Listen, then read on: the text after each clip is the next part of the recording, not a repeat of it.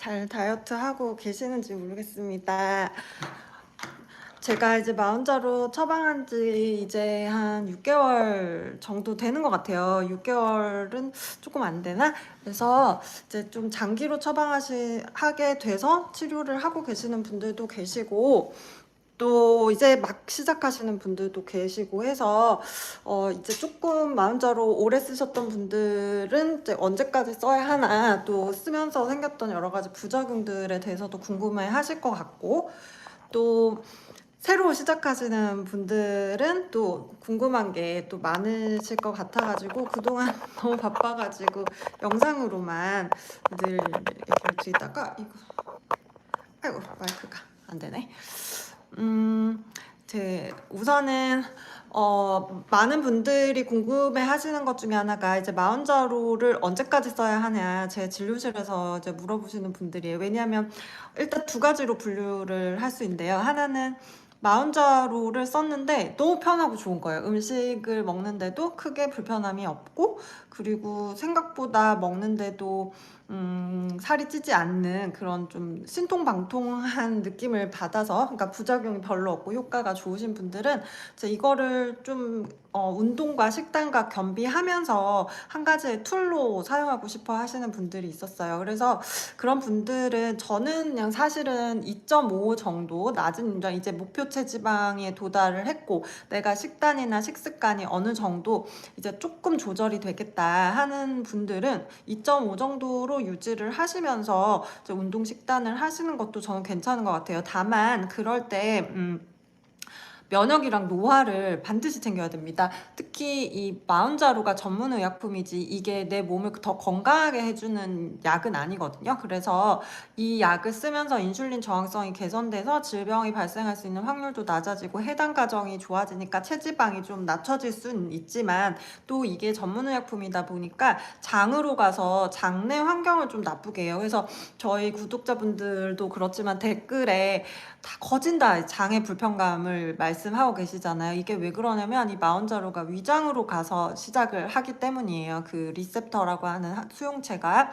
그래서 장내 환경이 워낙 좋지 않으셨던 분들, 그런 분들은 마흔자루를 맞으면 훨씬 더 불편합니다. 그렇게 되면 마흔자루를 장기로 쓰면 무슨 문제가 생길까요? 그러면 장의 환경이 계속 지속적으로 나빠지면서 좋은 영양소들이나 미세 영양소들이 장에서 흡수되지 않는 거 1번. 그리고 두 번째는 항상 제가 영상에서 말씀드리죠. NK, 면역세포, 히스타민 이런 면역 물질들은 다 장에서 만들어지는데, 마흔자루를 장기로 처방했을 때 이 면역 불균형이 올 가능성이 있어요. 그래서 항상 마흔자루가 크게 불편함이 없어서 내가 생활을 하면서 이제 조금 도움받는 전문의약품을 쓰겠다 하시는 분은 첫 번째 면역, 두 번째 장내 환경 꼭 반드시 생각을 하셔야 될 것 같습니다.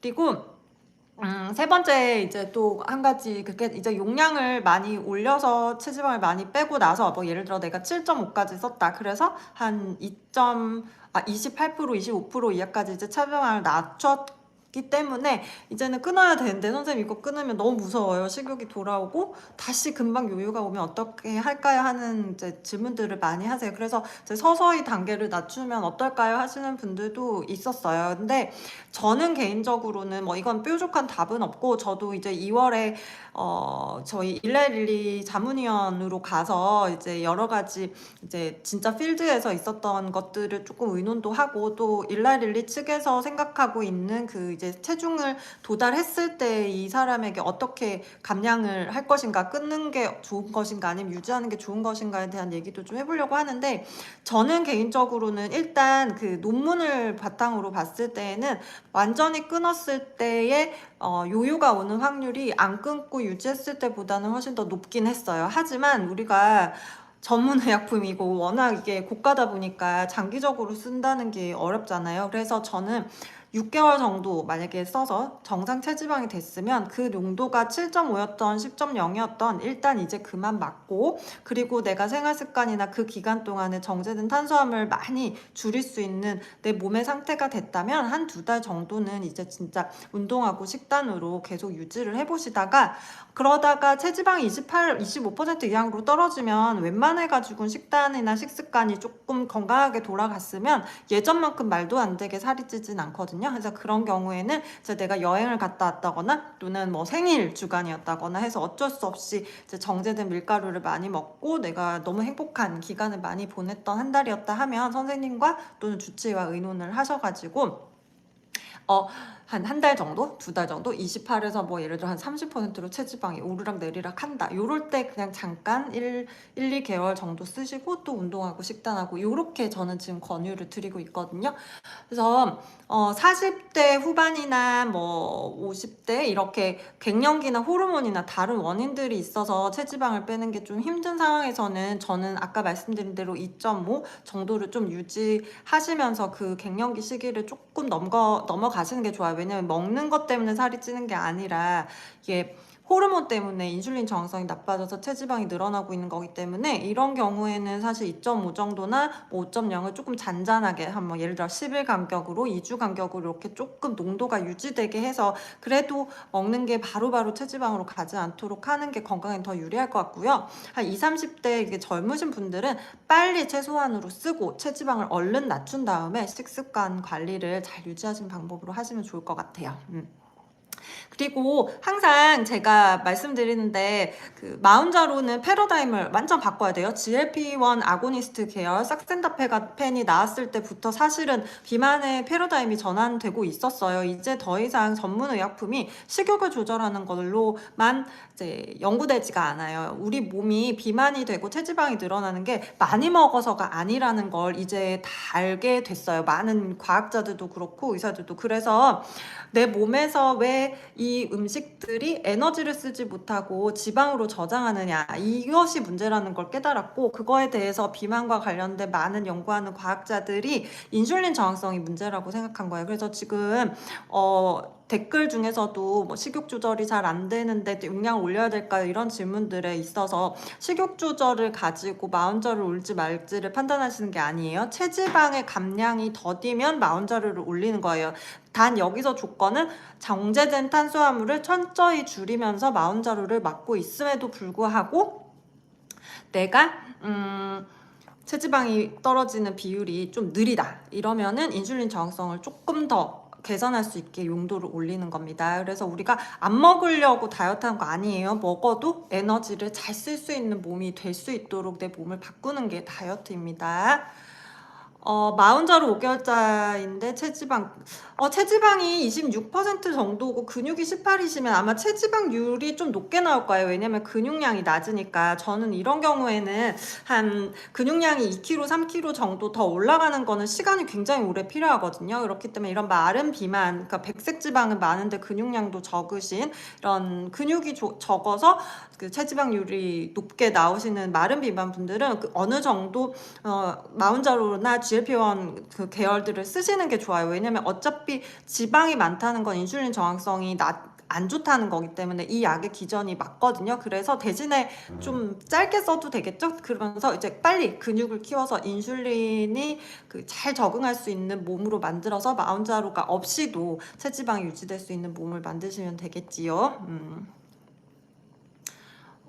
네. 아유, 알람 해주셔서 너무 감사하고, 요즘 너무 많이 시청해주셔가지고, 너무너무 진심으로 감사드립니다. 제가 요새 이렇게 영상을 올리는 게 너무 보람이 되고, 저희가 이제 구독자도 거의 10,000명이 되려고 그래요. 그래서 다 덕분이어서 진짜 진심으로 감사드리고, 그래서 제가 더 열심히 요즘 공부하고 있어요. 이제 더 많은 도움을 드릴 수 있는 분들이 많아지는 것 같아서 그래서 댓글 남겨주시는 대로 제가 시간만 나면 필요한 댓글에 답을 하고 있고 또 답이 없는 분들은 너무 똑같은 질문들이 많았기 때문이거든요. 그래서 너무 섭섭해하지 마시고 웬만해서는 답을 하려고 굉장히 노력하고 있습니다. 네, 갑상선 저하증이나 하여튼 호르몬 불균형이 있으신 분들, 뭐 갱년기라든지 남성 호르몬 저하, 갑상선 기능 저하, 뭐 부신 호르몬 저하, 또 예를 들면 스테로이드 호르몬을 굉장히 장기적으로 썼어야 되는 질병에 걸렸던 분들, 이런 분들은 인슐린 저항성이 나빠져서 체지방이 느는 거지 선생님이 잘못한 게 아니기 때문에 이럴 때는 정말 인류가 잘 개발한 이런 인슐린 저항성을 낮출 수 있는 비만 치료제를 쓰시면 훨씬 더 편하게 다이어트를 하실 수 있습니다. 네. 자궁적출 로봇 수술 받았어요. 마흔자로 자궁적출 하시고 난소가 아직은 남아 있으신 거면은 우선은 운동이나 식단을 조금 해보시고요. 만약에 전체를 절제해서 지금 여성 호르몬이 나오지 않는 상황이다 하면은 인슐린 저항성이 굉장히 나빠져 있기 때문에 음식과 상관없이 뱃살이 막 늘어날 거거든요. 그래서 그런 경우에는 마흔자루를 낮은 용량으로 해서 너무 욕심 부리지 마시고 천천히 올리세요. 왜냐하면 개복 수술을 한번 했던 경우에는 위장 운동 능력이 굉장히 떨어지거든요. 이렇게 되면 마흔자루도 왜 위장 운동 능력을 초반에는 떨어뜨릴 수 있으니까 이렇게 되면 심하면은 뭐 장폐색 이런 것도 올 수 있거든요. 그래서 항상 개복 수술이나 어쨌든 복부 수술을 하고 나서는 마운자로나 GLP-1 같은 장으로 가는 약들은 되도록이면 뭐 한두 달 좀 지나서 장의 운동 능력이 좀 돌아왔을 때부터 쓰시는 게 좋을 것 같습니다. 10kg 감량하고 단약하면 살이 찌는데 선생님 그 살이 찌는 게 부종인지 체지방인지 보세요. 다이어트를 할 때 체지방을 내리고 났을 때 체지방이 하루 이틀 사이에 막 2, 3kg 느는 건 사실 진짜 쉽지 않아요. 근데 만약에 그렇게 약을 끊었을 때 체지방이 2, 3kg씩 내가 조금만 먹었는데 늘었다면 그건 아직 마흔자루를 맞아야 하는 거예요. 제 환자분들 중에서도 제가 웬만하면 마흔자루를 좀 빨리 끊어드리고 싶어가지고 한 28%, 27% 이렇게 되면은 우리 그냥 한번 끊고 운동해보자 해서 그 조금 용기 내서 약을 끊어봤더니 아니나 다를까 그 다음 달에 체지방률이 다시 30%가 넘으시는 분들이 몇몇 분 계셨어요. 뭐 특별히 식단이 그렇게 나쁜 것도 아닌데 이런 경우에는 인슐린 저항성이 아직까지 이렇게 고무줄을 당기는 거잖아요. 인슐린 저항성이라는 게. 그러니까 이 고무줄을 이렇게 당겨 놓고 있었는데 이게 탁 놓으니까 날아간 거거든요. 그러니까 이 고무줄이 다시 반동되지 않게 더 길게 당겨서 왜 우리 용수철 같은 거 보면 엄청 길게 당겨서 이게 좀 찍 되면 다시 안 돌아가잖아요. 그처럼 인슐린 저항성이라는 게 언제든 놓으면 돌아갈 수 있는 거기 때문에 그 용수철이 절대 돌아갈 수 없는 정도까지는 그래도 땡겨 놓고 멈추시는 게 좋겠다 이런 생각을 합니다. 근데 이 인슐린 저항성을 다시 돌아가지 요요가 생기지 않도록 땡기는 힘 중에 하나가 또 바로 정제된 탄수화물을 줄이는 거거든요. 그래서 내가 마흔자루라는 좀 큰 힘을 가지고 이 인슐린 저항성이라는 놈을 끌어당기면서 또 내가 정제된 탄수화물 줄이고 또 운동을 열심히 해서 근육량을 늘리면 이게 더 뒤로 가니까 이제 마흔자루가 없어도 이게 뒤에 있으니까 내가 먹는 음식이 체지방으로 늘지 않겠죠. 그래서 그런 원리들을 잘 생각해 보세요. 그래서 2주에 한 번 맞으셔도 되고 1주에 한 번 맞으셔도 되고 이거는 내 몸의 상태에 따라 결정하세요. 이제 내가 이번 주는 속이 안 좋고 컨디션이 좀 안 좋고 했다 그러면은 시기를 7일에서 10일 이상으로 좀 늘리시면 되고요. 또 내가 이번 주는 좀 많이 먹고 역시 탄수화물 비중이 훨씬 높아서 이번 주는 아무래도 인슐린 저항성이 나빠졌을 것 같다 하면은 한 5일 간격으로 맞는 거예요. 저도 그렇게 처방도 하고 있고 저도 지금 2.5를 좀 유지를 해보고 있거든요. 면역이나 이런 게 어떻게 되는지 좀 보려고.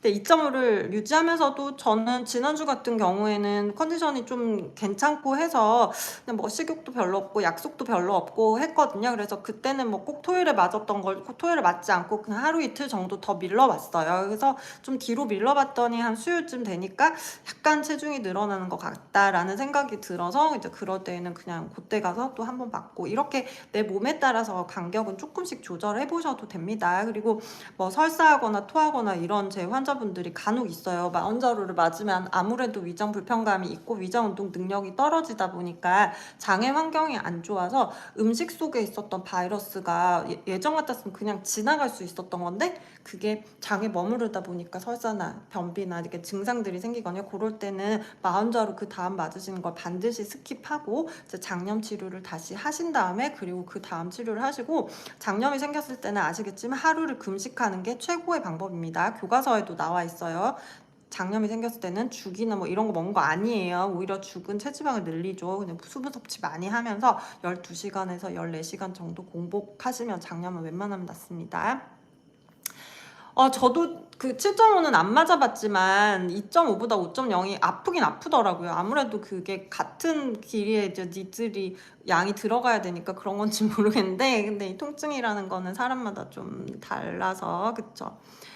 정체기라고 하는 거는 여러 가지 원인이 있어요. 근데 내가 이제까지 마흔자루를 2, 3개월 맞고 있었는데 지금 3달차에 갑자기 살이 안 빠진다. 식단도 똑같고 모든 게 다 똑같다. 그러면 제가 예전 영상에도 설명드렸지만 세 가지예요. 이제 하나는 체지방률이 많이 낮아져서 이제 마흔자루가 할 일이 그렇게 많이 없는 거예요. 근데 부종, 나트륨이 몸에 많이 남아서 물이 있어서 몸무게가 늘어나 있는 경우는 이제 마흔자루의 기전은 잘 안 듣는 거예요. 왜냐하면 나트륨이나 이런 부종에 관련된 거는 음식 양과 관련이 있잖아요. 근데 마흔자루는 이제 꾸준히 맞다 보면 식욕이 조절되는 약이라기보다는 신기하다, 좀 먹는데 체지방은 안 느네, 약간 이런 느낌을 저희 환자분들도 그렇고 아마 지금 보시고 계시는 많은 선생님들도 그런 느낌을 받으실 거예요. 그게 패러다임의 전환이죠. 그래서 생리 때나 뭐 아니면 내가 마흔자루로도 이렇게 달달하고 짜고 이런 것들에 대한 식욕은 떨어지지 않아서 정체가 일어나고 있다 이러면은 그때는 세로토닌이나 도파민 계열의 식욕 조절제를 좀 같이 써야 돼요. 그래야 이제 부종이 좀 빠지고 식욕 조절이 돼야 체중이 좀 줄어드니까. 그리고 또 부종이 계속 있으면 고혈압이 생길 수 있어요. 특히 40대, 50대 남자분들 같은 경우는 부종 때문에 의해서 혈압약을 드시게 될 수 있거든요. 그래서 제가 병원에서 처방하는 것 중에 혈액순환 개선제와 그리고 이뇨제 계열을 몇 가지 써요. 아주 약하게. 그게 결국 예전에는 그 이뇨제가 혈압약의 성분이었거든요. 그러니까 저는 이제 혈압이 생기지 않게 미리 예방적으로 쓰는 거라고 보시면 되겠죠. 내 몸에 나트륨이 들어왔는데 그게 내 몸에 하루 저장됐다가 나가지 않게 그냥 그 약이 내 나트륨을 빨리 콩팥으로 빼줄 수 있도록. 그럼 몸에 물이 오랫동안 저장되지 않으니까 혈압이 그렇게 높아지지 않는 거예요. 그 기전을 잘 이해하시면 돼요. 그래서 항상 다이어트는 체지방, 부종은 따로 봐야 된다. 그래서 정체기가 왔을 때 내가 체지방이 많은데 정체기가 왔다면 정제된 탄수화물이나 과일이 들어가고 있는지를 확인하시고,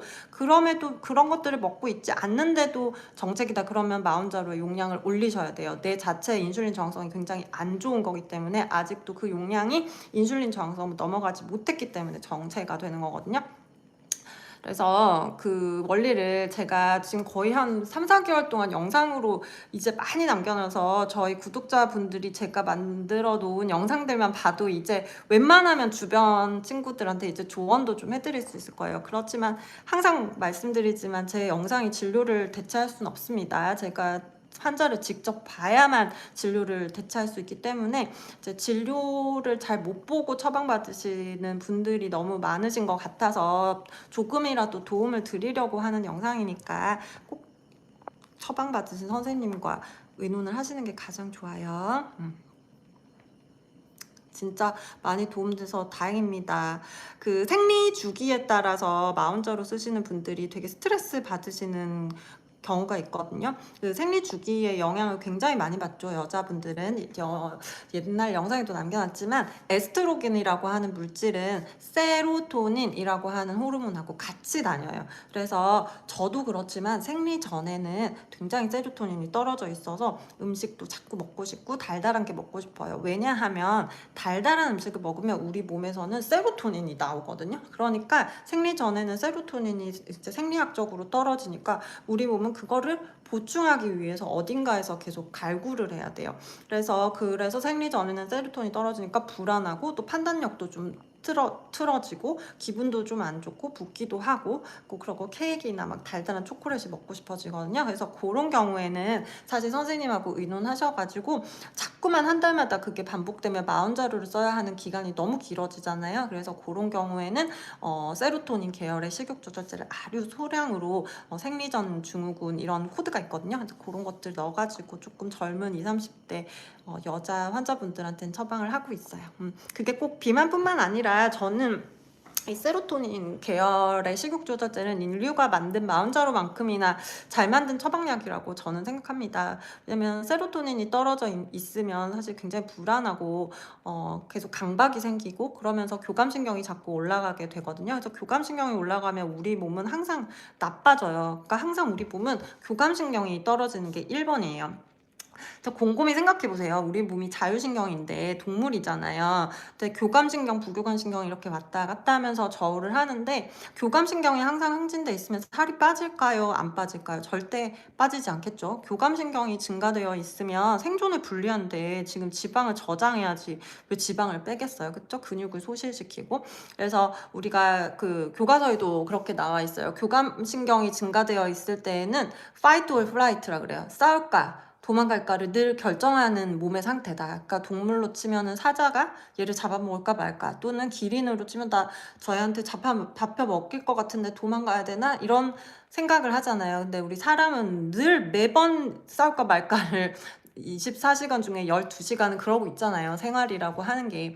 그러다 보니까 교감신경이 올라가 있어요. 그러면 음식과 상관없이 자꾸만 체중이 늘어요. 특히나 요즘 들어서 제 진료실에 코로나 이후로 사실 불안도가 높고 스트레스가 높으신 분들이 많다 보니까 교감신경이 증가돼서 호르몬들도 균형이 안 맞아서 살이 쪄서 오시는 분들이 많거든요. 그래서 꼭 그 저녁 때나 자기 전에는 이렇게 부교감신경이 올라갈 수 있는 생활 패턴을 꼭 하시는 게 좋아요. 그래서 부교감신경이 올라가 있을 때에는 뭐라고 얘기하냐면 쉴까 소화할까 이렇게 우리 몸이 생각하거든요. 그래서 보통 지금 마흔자로 쓰시는 분들 중에서 오히려 소화가 더 안 돼요, 잠이 더 안 와요, 뭐 만성 피로가 너무 심해요 이랬던 분들은 아마도 마흔자로로 인해서 내가 자율신경이 굉장히 교감신경으로 치중되어 있었구나 생각을 하시고, 그래서 인터넷 이렇게 찾아보시면 교감신경을 낮추는 생활습관법 이런 거 있거든요. 그래서 그런 거 같이 변비하면서 마흔자루를 하시면 훨씬 더 효과적이고 또 건강에도 도움될 것 같아요.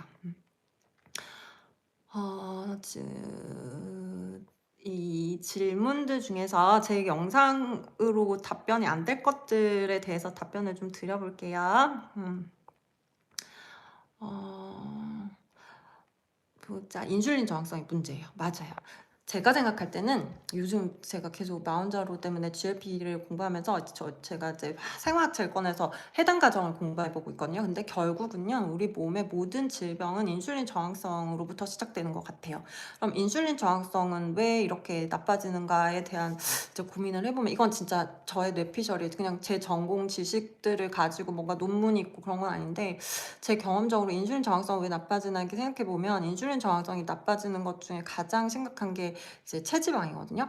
체지방은 그럼 요새 왜 이렇게 환자들이 많이 늘었을까? 거의 이제 전 세계인이 비만화되고 있잖아요. 그래서 이렇게 늘었을까 생각해보면 결국 음식인 거고, 그 음식이 예전보다 가공되고 정제된 것들이 훨씬 더 많아졌어요. 그래서 지난달에 미국에서 5년에 한 번씩 발표하는 그 영양 가이드라인이 있는데, 지난달에 발표한 걸 보니까 아주 획기적이었어요. 제가 영상에서도 늘 강조했었던 내용들이 나오더라고요. 그래서 제가 조금 으쓱했는데, 첫 번째가 가장 좋은 음식이 이제는 오일, 이런 지방, 유라고 얘기를 해요. 우리가 이제까지 상식으로는 콜레스테롤을 높이는 거는 뭐 지방이고, 그 지방이 많은 음식은 살이 찌고 이렇게 생각했잖아요. 근데 제가 예전부터 그게 아니라 탄수화물이라 얘기했잖아요. 그래서 이번 가이드라인에서 미국에서 발표하시는 분이 나오자마자 첫 번째로 얘기했어요. 리얼 푸드. 그냥 진짜 음식을 먹어라. 가공된 음식 먹지 마라. 정제된 탄수화물 먹지 마라. 노 슈가. 하얀색은 다 이제 건강에 좋지 않다 해서,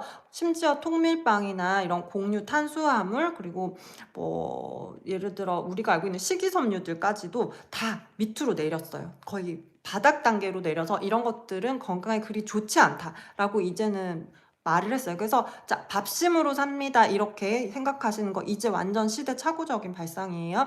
그리고 그 위에가 뭐냐면, 심지어 가장 좋은 게 아니었어요. 야채와 과일이 세 번째였어요. 그러니까 제가 늘 과일은 몸에 좋지 않습니다, 과일은 당도가 높습니다 얘기를 하잖아요.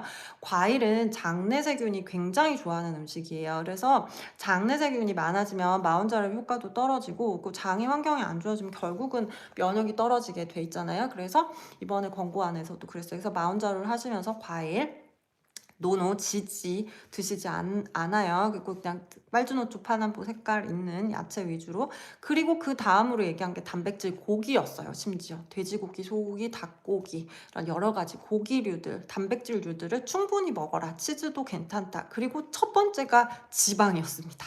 근데 이 지방이 뭐 트랜스 지방 이런 걸 말하는 건 아니고 올리브 오일, 뭐 아보카도 오일, 그리고 고기의 기름, 그런 것들, 그리고 포화지방산 중에서는 코코넛 같은 거, 그리고 불포화지방산은 충분히 많이 먹어도 괜찮다 해서 이런 거는 이제 샐러드에 야채는 빼고, 저 같은 경우는 이렇게 하면 될 것 같아요. 샐러드에 자몽이나 키위 같은 좀 신맛이 나는 것들을 넣고, 그리고 치즈를 좀 뿌리고, 그리고 닭가슴살이나 아니면 소고기 같은 것들을 샐러드 위에 엄청 많이 넣고, 그리고 올리브 오일, 저는 이렇게 올리브 오일을 집에 엄청 잔뜩 사다 놨거든요. 그래서 올리브 오일을 항상, 지금 여기가 식탁이에요. 그래서 음식을 먹을 때 올리브 오일을 웬만하면 다 뿌려서 불포화 지방산을 섭취하도록 하고 있어요. 그래서 그랬는데 얼마 전 권고사항이 나와서 제가 이거 영상으로도 말씀을 드리겠지만, 이제는 식단을 정확히 아시고 하셔야 마흔자루를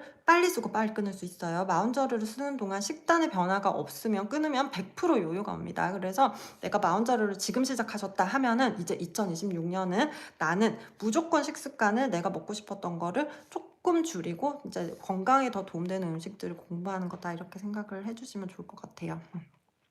초고도 비만은 사실 있잖아요. 한 80kg 넘고 90kg 넘으시는 분들은, 이거는 좀 좋은 얘기일 수는 있지만 사실은 마흔자루가 초고도 비만 환자에게 있어서는 굉장히 속도가 빨라요. 왜냐하면 마흔자루가 이제 들어가면서 말씀드렸지만 왜 우리 백색 지방은 요만했던 게 이만큼 되고 더블링 돼서 이렇게 커져서, 제가 이제 체지방률이 30%가 넘어가면은 그냥 먹는 것과 상관없이 기하급수적으로 체지방률이 늘어나기 때문에 굉장히 조심해야 된다고 했잖아요. 근데 또 그 반대로 체지방은 이제 내려오는 것도 초반에는 와악 내려와요. 이렇게 줄어드니까. 그래서 마지막에 30에서 35% 사이에 있는 환자분들이 제일 힘들어요. 그러니까 초고도 비만 환자분들이 이제 인슐린 저항성이 개선되는 이런 GLP-1이 나와서 장기적으로 쓸 수 있기 때문에 많은 양의 체지방을 감량해야 했을 때, 예전에는 식욕 조절제밖에 없어서 제가 향정신성 약을 써야 했기 때문에 항상 모니터링을 해야 되고 부작용도 봐야 되고, 그래서 또 중간에 자꾸 끊다 보니까 요요가 반복됐는데, 사실 마흔자루로 초고도 비만이신 분은 장기로 쓸 수 있지만 이제 초반에는 확 빠질 거예요. 그래서 그때에 이제 식습관 개선을 많이 하시고, 그러면서 이제 마지막에 체지방이 많이 안 빠지게 되는 요 슬라이스 되는 요 체지방 부분에서 조금 더 노력하시거나, 또는 저는 그런 환자가 있으면 그냥 용량을 확 올려버려요. 컨디션만 괜찮으면 그냥 한 32에서 33% 정도다 싶으면 그냥 2.5 쓰셨는데 그까지 왔으면 그냥 딱 마지막 한 달 5.0으로 해서 그냥 확 이쪽으로 밀고 그냥 끊고 또 2, 3개월 정도 한번 지켜보고, 이런 방법도 쓰고 있어요. 그래서 너무 속상해 하지 마세요. 그러니까 그리고 또 특히 빠질 때는 확 빠지는데, 초고도 비만인 경우에는 인슐린 저항성이 높기 때문에, 처음에 제가 옛날 영상에도 얘기했죠? 이중주차. 처음에는 굉장히 안 밀려요. 그래서 이렇게 컵이 있으면 이렇게 밀 때 계속 안 밀리거든요. 그러다가 탁 밀리는 순간 초고도 비만이었거나 고도 비만 경우에는 체지방이 확 빠지거든요. 그래서 그 초반을 잘 견디셔야 돼요. 그때가 제일 힘드실 거예요. 막 몸에서 염증도 생기고 막 안 좋은 게 들어가 안 먹고 이러다 보니까 뭐 앉았다 일어났다 어지럽기도 하고 한데, 그냥 초반을 잘 버티세요. 숫자의 변화가 없지만, 내 눈에 보이는 건 변화가 없지만 항상 다이어트는 보이지 않는 변화가 일어나고 있어요. 그러니까 그걸 믿고, 내 자신을 믿고 정제된 탄수화물을 줄이면서 하루하루 일일이 하지 마시고, 26년도는 다이어트를 숫자의 목표를 두지 마시고, 내가 보이지 않는 내 몸의 생활 습관의 변화나, 또는 내 몸이 조금 더 건강해서 음식을 먹어도 살이 안 찌는, 안 찔 수는 없죠. 노화잖아요. 그러니까 우리가 노화인데 어떻게 살이 안 쪄요. 그래서 365일 중에서 300일은 그냥 건강한 식단을 하고 65일 정도는 즐겁게 지내자, 이런 저는 목표를 하고 있어요.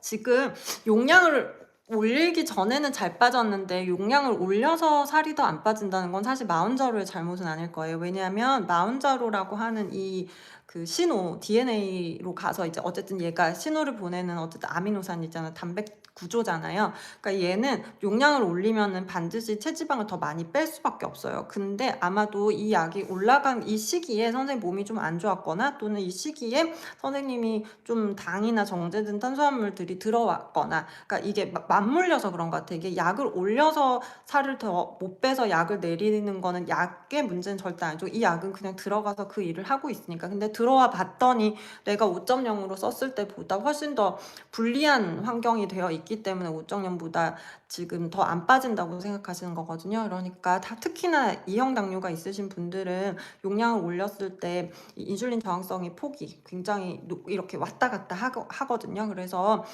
좀 더 버티시면서 식단을 더 조절하시고 그러고 나서 한번 보시는 게 좋을 것 같아요. 아, 새해 복 많이 받으세요. 네, 맞아요. 감기 많죠. 그러니까 아까도 제가 영상 초반에도 말씀드렸지만 제 환자분 중에서 마흔자로 맞고 대상포진 감기, 독감, 특히 지난 가을, 겨울철에 매년 저희 병원 오시는데도 감기 한 번 안 걸리시던 분이 마흔자로 맞고 나서 독감에 걸리시는 분이 있으셨어요. 그래서 이게 진짜 확실히 면역에는 불리한 제체구나라는 생각을 해요. 근데 생각해보면 그 약이 한 100가지는 착한 일을 해요. 체지방을 분해하고 인슐린 저항성을 개선해주고 이런 여러 가지 해당 작용에 도움을 주니까 어차피 안티에이징이고 간에 도움을 주고 하니까 100번은 잘하는 앤데, 근데 이 아이가 이제 치명적인 게 이제 장으로 가서 일을 할 수밖에 없으니까 면역력이 좀 떨어질 수밖에 없어요. 그래서 제가 자꾸 저희 환자분들 같은 경우에는 가스 많이 차고 하면 장내 세균 치료를 하고, 그리고 또 유산균도 꾸준히 먹고, 그리고 맞다. 그리고 이번에 미국에서 발표한 거에서 김치 꼭 먹으라는 얘기가 처음으로 나왔어요. 이 말은 뭐겠어요? 유산균이 중요하다는 걸 이제 미국에서도 깨달은 거예요. 그래서 예전부터 중요하다고는 했지만 이렇게 공식적으로 발표를 한 적은 처음이거든요. 그만큼 유산균은 인류가 만든 유레카 같은 제품이에요. 그래서 우리의 장의 환경이 결국 모든 질병의 근원입니다. 장에서 미세염증이 생기고 얼마나 더럽겠어요. 한번 생각을 해보세요. 우리 음식물 찌꺼기 저기 쓰레기 버리러 이렇게 갔을 때 거기가 우리 장하고 뭐 다를 게 뭐가 있겠어요. 거기 그대로 이렇게 있는데 그나마 우리 몸은 유산균이라고 하는 착한 균이 있으니까 그 아이들이 나쁜 균들을 막 이렇게 공격하고 싸우고 있지만 그 비중이 줄어들면 결국은 장의 환경이 안 좋아지고 그 썩은 물들이 고여서 다 어디 가겠어요. 장 밑으로 다 흡수가 되고, 그럼 장 밑에서는 또 난리가 나겠죠. 면역세포들이 이게 무슨 일이야 이러고는 이제 면역세포들이 막 이제 기승을 부리고 돌아다니고 그 미세염증들이 돌고 그러다 보면은 약한 데 가서 공격을 하겠죠. 그러니까 관절도 아프고 눈도 아프고 뭐 입안에 뭐가 나기도 하고 방광염도 생기고 감기도 더 잘 생기고 그렇게 되는 거니까 항상 장을 건강하게 하는. 그리고 내가 마흔자루를 맞았더니 엄청 장이 증상이 안 좋았다. 나는 마흔자루는 안 맞아 이렇게 생각하지 마시고 내가 굉장히 장의 환경이 안 좋았는데 마흔자루 덕분에 물밑에서 떠오른 걸 알게 됐네. 이참에 내가 음식도 참 많이 조심하고 장내 환경이 좋아지는 음식을 선택하는 방법을 해야겠다 이런 생각을 하시는 게 좋겠습니다. 중간에 잠깐 말씀드리면 저 10,000명 구독 뭐라 그러죠? 그거를 했었어요. 뭐 이렇게 되면은 하는 거 그게 뭐지?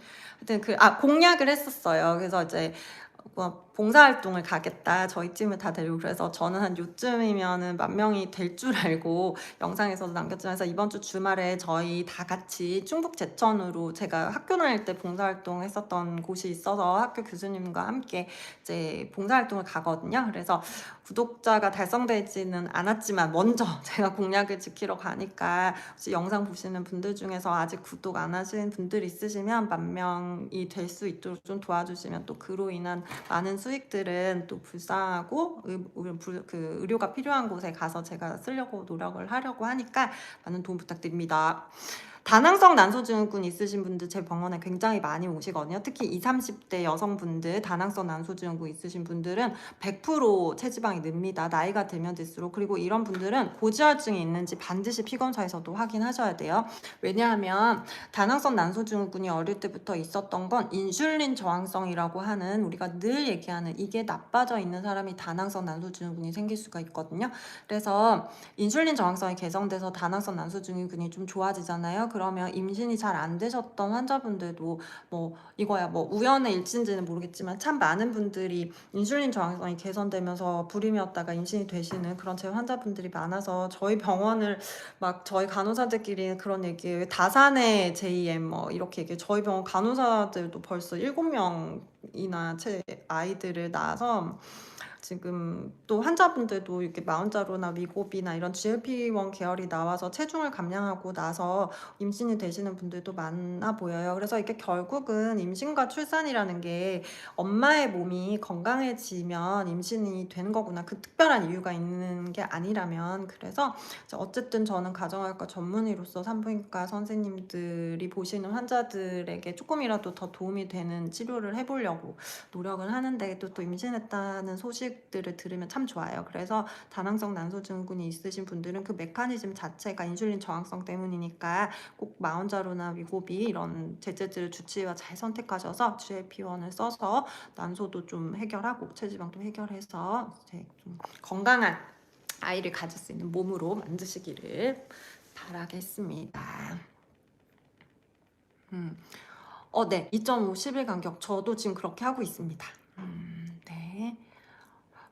마흔자를 맞으면서 꿈 많이 꾼다, 뭐 수면의 질이 안 좋아진다 이러신 분들이 많이 있거든요. 근데 제가 엄청 찾아봤어요. GLP-1과 인썸니아, GLP-1과 뭐 슬립 디스터번스 뭐 이런 식으로 해서 펌메드랑 이런 걸 다 찾아봤는데 사실 이게 마흔자로 GLP-1 자체가 수면의 기전을 이렇게 흔들 만큼의 그런 통계적으로 유의한 이유는 없고 막 거기서는 그냥 그렇게 얘기해요. 이런 GLP-1 계열들이 몸으로 들어와서 어쨌든 우리 몸이 평소와 다르게 교란이 되니까 그로 인해서 그 신경 전달 물질이 약간 틀어진다거나 또는 교감신경이 약간 항진되면서 수면의 질이 조금 떨어질 수 있는 걸로 생각이 된다. 약간 이렇게 써져 있었어요. 그래서 사실 마운자로의 문제라기보다는 그냥 그로 인해서 생긴 자율신경 불균형인 것 같아요. 그래서 자기 전에 좀 마그네슘이나 아니면 뭐 태아닌, 티로신 이런 것들 있잖아요. 그래서 조금 밤에 교감신경을 낮출 수 있는 영양 성분들을 같이 서포트하시면 참 좋을 것 같아요.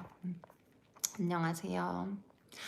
저 사실 그때 중간 영상에 말씀드렸는데 저 체지방률 38%, 34%막 이러거든요. 제가 지금 이렇게 얼굴 그래도 배가 진짜 많이 나왔어요. 그래서 그때 5.0으로 2.5 맞고 살이 막 빠져가지고 저 완전 오만방자하게 한두 달 만에 이건 난 한두 달 만에 해결할 수 있나 보다 이렇게 생각하고는 한두 달 만에 끊었다가 체지방이 빵 뛰어가지고 저는 인슐린 저항성이 되게 안 좋았던 거예요. 이게 저는 음주를 워낙 좋아했었어 놓으니까 간에서 이제 기능, 간도 인슐린 저항성에 영향을 주는 장기거든요. 그러다 보니까 음주를 하면 사실 인슐린 저항성이 나빠질 수밖에 없죠. 그러니까 음주를 하면서 마흔절을 맞으면서 체지방을 내리겠다는 이런 오만방자한 생각을 했었던 거죠. 그래서 그때 이제 다시 5.0을 올려서 맞았는데 5.0으로 그때 맞아서 체지방 빠지는데 이제 환자분들이 진료실에서 얼굴 너무 안 돼 보인다. 이게 무슨 일이냐 이런 얘기 많이 하셔서 이게 또 노화를 일으킬 수 있구나. 욕심 부리면 안 되겠다 생각해서 그냥 2.5로 맞으면서 사실 저는 올해부터는 이제 마흔자로에 의존하기보다는 음주를 좀 많이 줄이려고 이제 친구들 만나는 약속을 많이 줄이고 실제로도 그러고 있더니 그랬더니 사실은 체지방도 많이 안 뜨고 결국은 마흔자루가 답이 아니라 내 식생활이 답이다라는 걸 컨디션 안 좋을 때 글루타치온 배국주사 좋습니다. 그렇지만 아시겠지만 모든 항산화제들은 네트워크로 돌아가거든요. 그래서 한 가지만 들어갔을 때 효과가 뭐 예를 들어 1이라면 여러 가지 항산화제를 같이 맞았을 때 그 효과는 100이에요.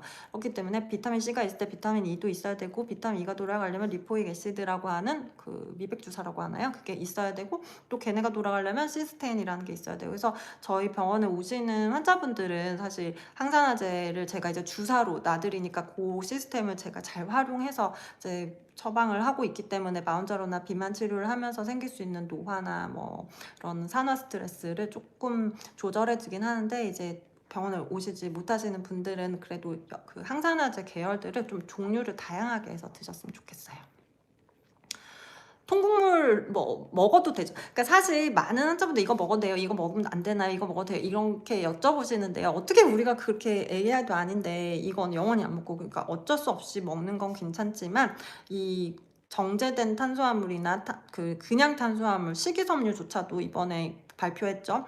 이런 당과 관련된 류들은 되도록이면 적게 먹자 이렇게 광고를 하고 있습니다. 그래서 통곡물 먹어도 되지만 어쩌다 먹으세요. 그렇게 하시는 게 좋아요. 통곡물을 또 계속 통곡물이 괜찮다니까 바나나 괜찮아, 바나나 계속, 바나나는 절대 안 되고.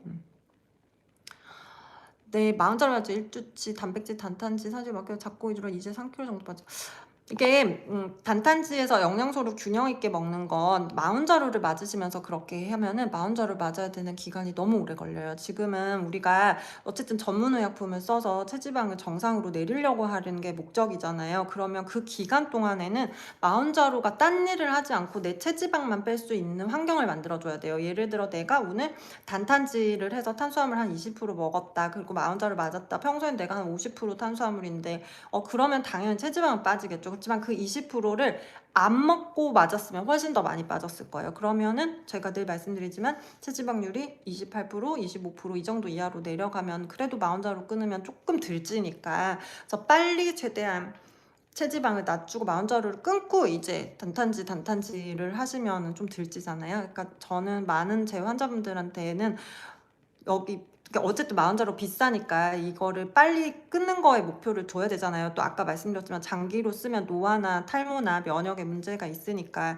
그리고 나서 또 나중에 조금 찌는 것 같으면 그때 가서 또 쓰더라도 막 이거를 마치 뭐 아침에 물 먹듯이 계속 이렇게 맞을 수 있는 건 아니니까 전문의약품이고 내 몸은 또 달라지니까 그래서 그렇게 말씀드리고 있습니다.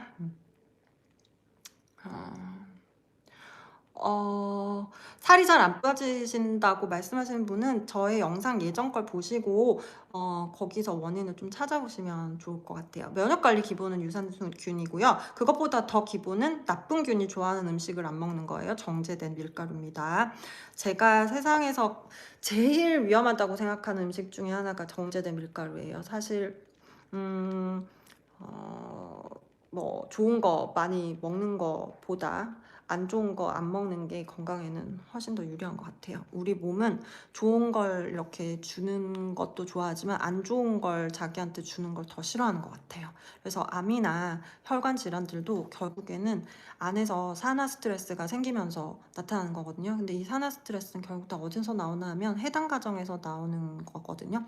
해당 가정에서 결국 산화 스트레스도 나오고 당화 과정에서도 나오고 그래서 이 당과 관련된 모든 이 그 시스템들이 우리 병의 근원인 것 같습니다. 이거는 진짜 저의 진료의 생각이고 그래서 자꾸 요즘은 공부를 하면서 환자분들한테 잔소리를 너무 많이 하게 돼요. 아마 지금 제 영상 보시는 분 중에서 환자분들 계시면 제가 1년 전보다 말이 많아졌어요. 이게 아는 게 자꾸 많아지니까 자꾸 알려드리려고 합니다.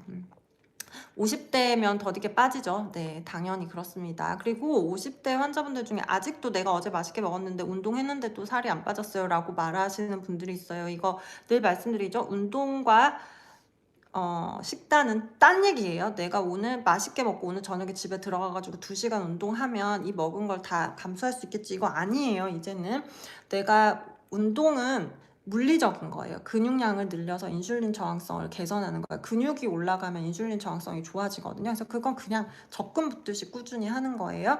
그리고 식단은 화학적인 거예요. 이거는 그냥 들어가면 바로 체지방으로 가려고 하는 당분이 들어가면 이거는 간에서 분해를 하다가 너무 많으면 지방으로 저장하는 거거든요. 그래서 항상 말씀드리지만 간이 일할 수 있을 정도로 드셔야 돼요. 근데 우리가 20대 때는 간이 어리잖아요. 그러니까 뭐 이렇게 많이 라면을 먹고 술을 먹어도 다음날 체지방으로 저장하지 않고 간이 싹 다 일을 끝내줬어요. 근데 이제 40대가 넘고 50대가 넘으면 간도 50년 일했는데 술도 넣고 당도 넣고 국수도 넣고 냉면도 넣고 하면 얘도 빡치죠. 그러면은 이제 술만 분해하고 나머지 것들은 다 뱃살로 저장해버려요. 그러니까 같은 걸 먹어도 50대 때 살이 찌거든요. 그래서 이거는 화학적인 얘기이기 때문에 에이, 오늘 냉면 한 그릇까지 딱 먹고 집에 가서 1시간 자전거 타고 자면 되겠다. 그렇게 하면 근육 늘고 체지방 늘어서 이렇게 되겠죠. 그래서 두 가지는 별개로 생각하셔야 됩니다. 네, 고지혈증 고혈압 당뇨 환자 분들은 마운자로를 꼭 쓰시기 바랍니다. 뭐 꼭 마운자로 아니어도 이제 제가 자꾸 마운자로만 얘기해서 이게 뭔가 제약사와 관련이 있을 것 같은데 전혀 아니고 GLP-1 아고니스트 계열들 이제 앞으로 이거와 관련된 계열들이 정말 많이 나올 것 같아요. 그리고 제 생각에는 제가 지금 이렇게 6개월 GLP-1을 써보고 또 한 7년째 삭센다펜부터 지금까지 처방을 해보고 그리고 비만 치료는 거의 약으로도 해서 한 10년을 해봤지만 이렇게 획기적으로 비만의 패러다임이 바뀔 수 있나라는 생각이 들 정도로 진료를 하면서 이 GLP-1 계열의 참 대단함을 느낍니다. 그래서 부작용만 잘 모니터링 한다면 사실 고지혈증, 고혈압, 당뇨 있으신 분들도 이 약들을 줄일 수 있을 것 같아요. 그리고 실제로 논문에서도 이 마운자로가 심내혈관 질환의 위험도를 낮췄고, 그리고 그로 인해서 사망률을 낮췄어요. 이게 얼마나 대단한 얘기냐면, 의사들이나 과학자들이 가장 고심하는 게 이 약이 과연 사망률을 낮추는 건가, 아니면 그러니까 질병의 그 유병률을 낮추는 건가, 이게 가장 큰 핵심이에요, 약을 개발할 때. 근데 그 중에서 사망률을 낮추는 결과가 나올 경우에는 이건 어쨌든 엄청난 약이거든요. 근데 이제까지 비만 치료제들을 보시면 뭐 벨빅이나 펜터민이나 뭐 큐시미아나 이런 약들이 사망률을 줄인다는 연구는 없었어요. 체중의 감량에 효과가 있었다, 또는 뭐 체지방의 감량에 효과는 있었다, 이렇게 연구는 됐지만 그로 인해 사망률이 줄 수는 없었어요. 근데 지금 고지혈증, 고혈압, 당뇨 환자분들이 제 병원에도 많이 오시지만 이분들의 가장 큰 두려움은 심내혈관 질환이거든요.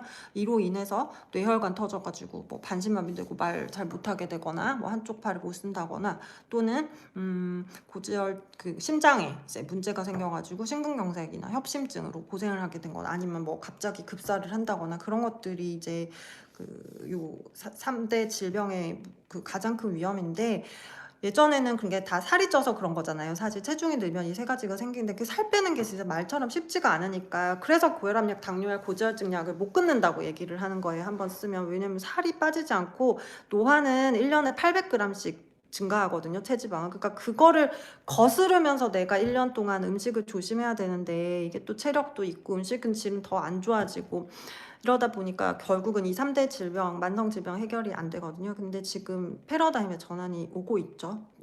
사망률을 낮출 수 있는 GLP-1이 나오고 있습니다. 그래서 이런 질병이 있으시거나 특히 당뇨가 있으신 분들은 반드시 그 당뇨 선생님하고 내과 선생님하고 의논하셔가지고, 체중이 많이 나가신다면 마운자로나 위고비나 GLP-1 계열 쓰세요. 그리고 내년쯤이면 이제 경구약도 나온다고 합니다. 뭐 물론 당연히 경구가 어떻게 주사를 따라가겠습니다만은, 그래도 주사를 맞지 못하는, 이제 주사가 좀 공포가 있거나 알러지가 있거나 하시는 분들에 있어서, 또는 병원에 내원하기가 힘들거나 하시는 분에 있어서는 이 경구약도 충분히 도움이 될 거라고 저는 생각하거든요. 그래서 그 부분도 이제 다음 달에 저희 일라이 릴리와 함께 연구에 대해서 좀 토론하기로 했거든요. 그래서 그것도 듣고 와서 경구약이 어떤 효과가 있을지도 저것도 좀 예측을 해서 또 우리 구독자분들께 전달드릴게요.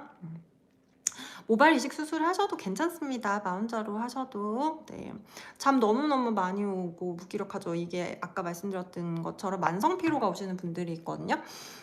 저도 그랬어요. 근데 이게 왜 그러는 게, 결국은 다 돌아 장인데요. 우리 몸에 미토콘드리아라고 하는 에너지를 내는 공장들이 세포마다 다 하나씩 있어요. 그러니까 뭐 몇몇 세포는 없지만 그 세포들이 에너지를 낼 때 필요한 조효소들이 엄청나게 많아요. 특히 제일 중요한 게 비타민 1번, 2번, 3번, 5번하고 리포액 애시드라고 하는 이 5가지 성분이 이 에너지를 내는 데 있어서는 굉장히 중요한 비타민이거든요. 근데 얘네들은 수용성이다 보니까 장에서 흡수가 돼야 돼요. 근데 장이 안 좋으신 분은 장기적으로 이런 미세 영양소들이 흡수가 안 되면 어떻게 되겠어요? 이 미토콘드리아라고 하는 에너지 공장이 조그매지겠죠? 그러면은 계속 피곤한데, 마흔자루를 맞으면 위장 운동 능력이 떨어지잖아요. 그러면 그 미세 영양소가 더더욱 흡수가 떨어지게, 좀 가뜩이나 나는 만성 피로가 있었는데 장의 움직임이 떨어지니까 그 물질들이 장으로 흡수되지 않아서 에너지 공장 효율은 더 떨어지는 거예요. 그래서 체지방은 마흔자루가 인슐린 저항성을 개선해서 체지방은 빼고 있지만, 미토콘드리아의 기능은 떨어지면서 이렇게 막 계속 피곤해, 만성, 자면 차 타면 자고 차 타면 자고, 이런 경우에는 반드시 종합 비타민 중에서 B군 이 아주 고용량으로 포함되어 있는 것들을 거기서 권장량이 한 알이다 이러면은 마흔자루를 맞으시는 동안에는 2알, 3알씩 좀 식사 후에 드세요. 어차피 마흔자루를 맞고 있으면 이런 건강기능식품의 흡수율이 되게 떨어지거든요. 그래서 한 알 가지고는 이 미세 영양소를 커버하기는 쉽지 않습니다. 그래서 마흔자루 맞을 때는 꼭 이런 영양 서포트를 반드시 해야 된다. 해외 출장 네, 미리 얘기하시면 받으셔도 됩니다. 네. 제가 조금이라도 도움이 된다고 하시면 너무 감사합니다. 위장장애 너무 심하죠. 이게 사실 제 환자분들 중에 거의 한 70%는 초반에 위장장애가 있어서, 저는 이제 내원을 이제 초진으로 오시는 분들이 마흔자로 처방을 원하실 때는 이제 굉장히 열심히 문진을 해요. 이분의 장의 환경이나 변의 질이나 또는 이런 것들을 상태를 사실 주관적으로 좀 물어보면은 대충 알거든요. 가스가 많이 찬다거나 평소에 소화가 잘 안 된다거나 하시는 분들이 있어서 이제 그런 분들은 저는 마흔자로를 바로 시작하지는 않고 장내세균 치료제라고 하는 걸 처방할 수 있어요. 그래서 이제 노르믹스라고 하는 장에 있는 아까 말씀드렸던 엄청 나쁜 균들을 죽일 수 있는 그 약들로 먼저 나쁜 균을 죽이고 그리고 나서 유산균을 쓰면서 마흔자로를 시작해요. 그래서 아마 몇몇 제 환자분들 중에서 병원에 왔는데 마흔자로 안 줘서 되게 슬퍼하고 가신 분들도 있거든요. 근데 그거는 분명히 그 당시에 바로 마흔자루를 썼으면 토하고 설사하고 막 몸이 엄청 안 좋아지셨을 게 뻔하기 때문에 미리 장을 환경을 좀 건강하게 만든 다음에 쓰려고 제가 했던 거예요. 그래서 항상 장부터 건강해지고 나서 마흔자루 쓰시면 위장장애나 위장불편간, 설사, 토하고 이런 것들은 그나마 조금 줄이실 수 있을 거예요. 세로토닌 흡수 억제제는 매일 그거는 근데 환자의 증상이나 어떤 생리 주기에 따라 나타나는 주관적 증상에 따라서 처방을 하는데 이제 저 같은 경우에는 그냥 한 알씩 생리 일주일 전부터 시작하라고 말씀드리고 20, 30대나 좀 젊으신 분들은 저는 그냥 꾸준히 먹으라고 말씀드리기도 해요. 정말 이게 세로토닌 부족이라는 게 느껴지면 왜냐하면 20, 30대 때 특히 중고등학교 학생들은 세로토닌의 비율이 막 이렇게 출렁출렁거려요. 왜냐면 그러니까 에스트로겐이 막 이렇게 나오잖아요. 너무나 가임기이기 때문에 20, 30대에는 너무나 가임기? 그러니까 하여튼 되게 젊잖아요. 그러니까 20, 30대에는 이 에스트로겐은 이렇게 출렁거리기 때문에 세로토닌도 이렇게 출렁거려요. 그러다 보니까 기분의 장애도 있고 식욕의 장애도 있고 그로 인해서 사회생활하는 게 되게 힘들어지는 환자분들이 많거든요.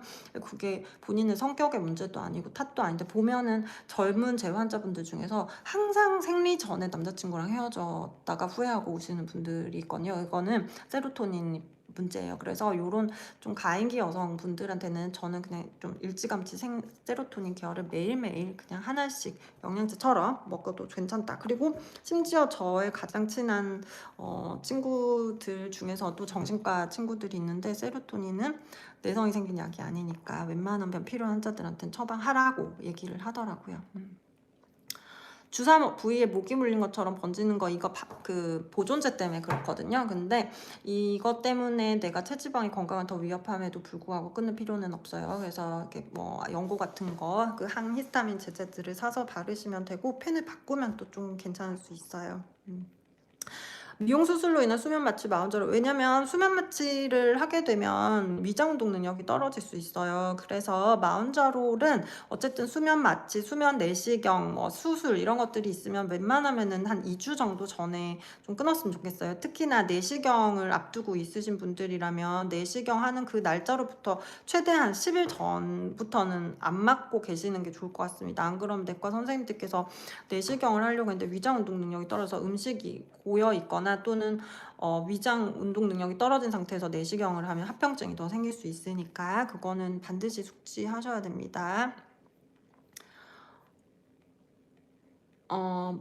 실내 사이클 이후 샤워 후 맥주 한 잔 먹고 자는 루틴이 아이 그 뭐 사실 뭐 죽고 사는 건 아니에요. 마흔자루를 맞았는데 맥주를 먹으면 내가 문제가 되나 사실 그런 건 아니지만 어쨌든 맥주는 아시겠지만 음주고 알코올은 간으로 들어가면 간에서는 이걸 분해하느라고 당을 분해하는 시간을 벌지를 못하잖아요. 그러니까 그렇게 되면 인슐린 저항성이 다시 나빠지니까 마흔자루는 인슐린 저항성을 개선해 보려고 들어갔는데 인슐린 저항성을 나쁘게 하는 맥주를 먹으면 이 치료의 기간이 길어지니까 근데 또 행복한 건 하면서 가셔도 좋고 대신에 내가 다른 날에 다른 것들을 많이 줄이겠다 이런 걸 하시면 저도 맥주를 참 좋아하는데요.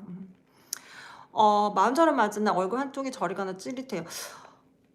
그거 왜 그럴까요? 이게 저는 제가 꼭 엄청 공부를 해봐야겠어요. 잘 모르겠어요. 마흔자루 맞은 꼭 당일에만 그런 건가요? 계속 그러는 거라면 이제 면역의 저하로 인해서 신경세포에 좀 이제 포진되어 있던 바이러스들이 이렇게 3차 신경이 이렇게 나오거든요. 그러니까 이렇게 이쪽으로 그래서 이렇게 3차 신경통이 생겼을 수도 있어요. 어...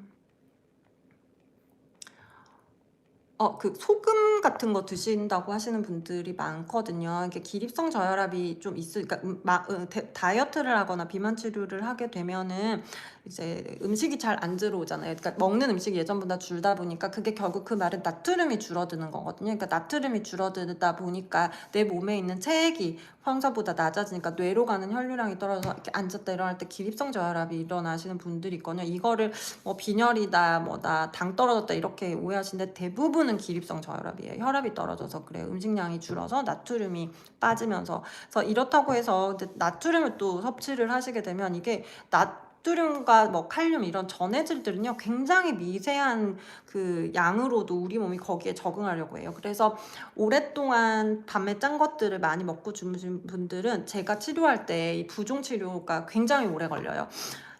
체지방은 그래도 사실 얘는 좀 둔한 애라 가지고 또 뺄 땐 좀 힘들지만 많이 빼놓으면 얘는 웬만해서는 이제 좀 갸우뚱거리면서 그렇게 뭐 말도 안 되게 예전으로 돌아가진 않는데 이 부종 나트륨 미네랄 이런 애들은 아주 생리학적인 애들이기 때문에 조금만 차이가 나도 얘네는 죽는 줄 알고 막 물을 저장하거나 죽는 줄 알고 막 어지럽게 만들거나 이렇게 하거든요. 그래서 이런 소금이나 미네랄, 부종, 채수분 이런 것과 관리를 하는 제제들 또는 그런 거에 좋다고 얘기하는 뭐 그런 것들이 있으면 굉장히 신중하게 선택을 하셔야 돼요.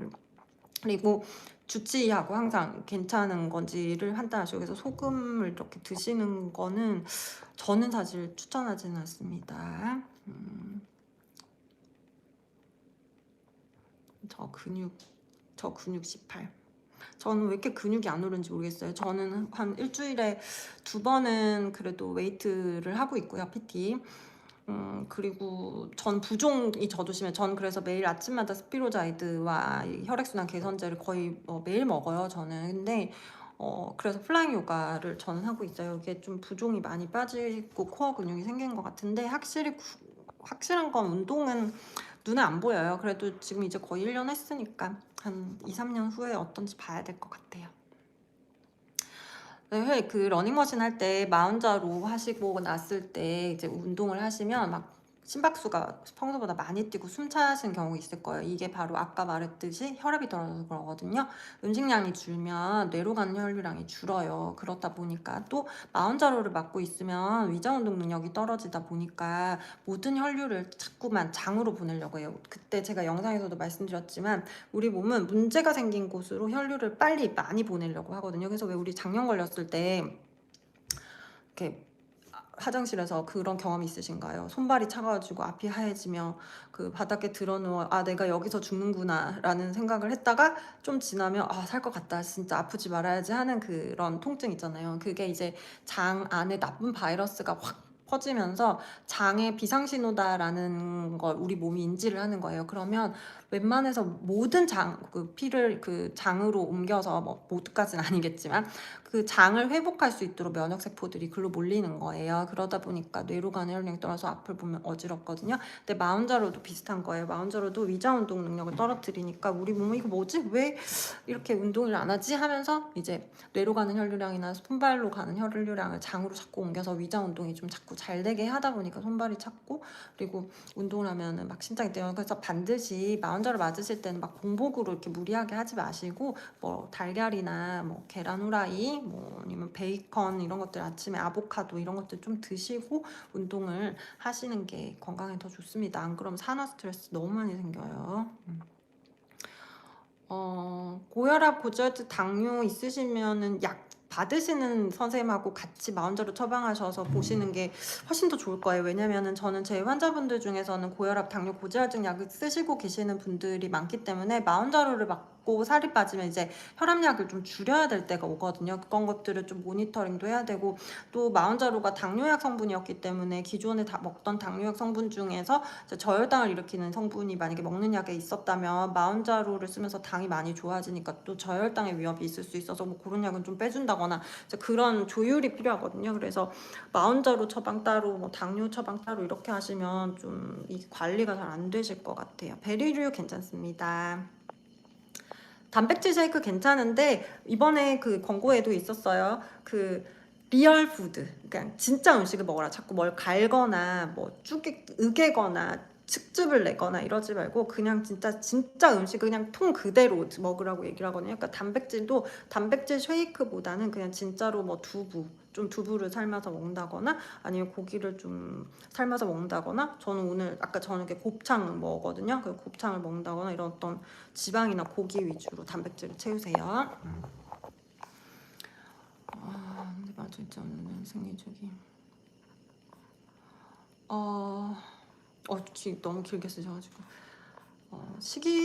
식이섬유가 이게 저도 이번에 그거 봤는데, 식이섬유도 너무 많이 들어가면 우리 몸에서 지방을 분해할 수 있는 회로를 틀어지게 되어 있어요. 그래서 파이버도 너무 많이 먹지 말라고 적혀 있더라고요. 그래서 고구마나 감자 이런 거 있잖아요. 땅에서 나오는 음식들도 적당량은 좋지만 너무 많은 양은 오히려 해가 된다, 이렇게 생각을 하셔요. 그리고 장의 환경이 또 오히려 더 나빠진다고 하네요.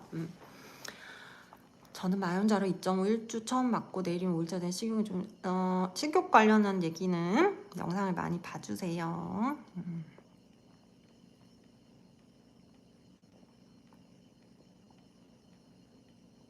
2.5를 쓰시면서도 인슐린 저항성이 낮아지고 체지방을 꺼내 쓰는 체질로 충분히 바꿀 수 있죠. 사실 마흔자로가 없어도 그건 할 수 있어요. 내가 식단 열심히 하고 운동 열심히 하면. 근데 그 식단이라는 게 너무 어렵고 하늘의 별 따기다 보니까 그런 거죠. 제가 이제 5분만 있다가 영상을 마치겠습니다. 내일 또 아침 일찍.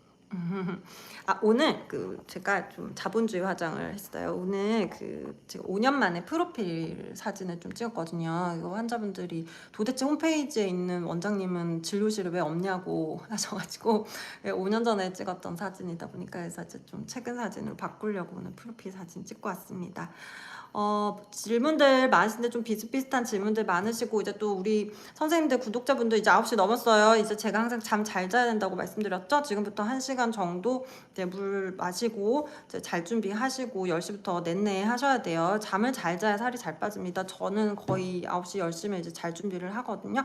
그래서 오늘 영상 시청해 주셔서 너무 감사하고, 또 이렇게 늘 시간 내고 관심 가져주시고 댓글로 응원해 주셔서 참 감사합니다. 그래서 그거에 더 보응하도록 더 열심히 연구도 하고 환자분들과의 진료도 저희 구독자분들과 많이 공유할게요. 그리고 힘든 문제들이 있으시면 댓글에 남겨주시면 제가 틈틈이 나는 대로 어떻게 해서든 도움 드리려고 할게요. 단 진료를 대신할 수는 없습니다.